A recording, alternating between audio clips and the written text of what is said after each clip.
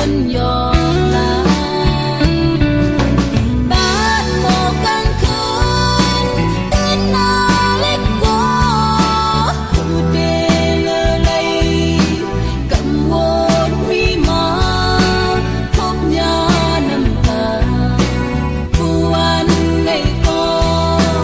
lấy ốt nhân ca hỡi chóm mi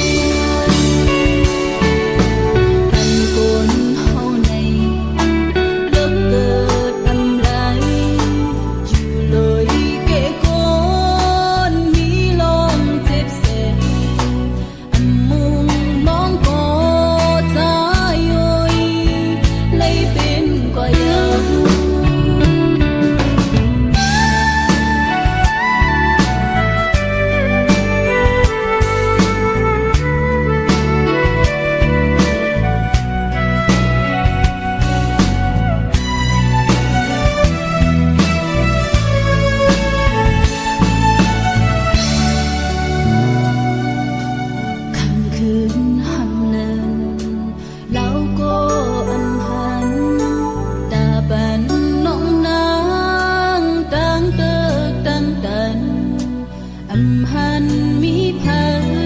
yam nan để trôi men ban hãy ta xinใจว่าอันนี้เขียนใจไปจอมตั้งเส้นมีน้ำคำจีบเนื้อโตก็เร็วให้เปิ้นยอมลา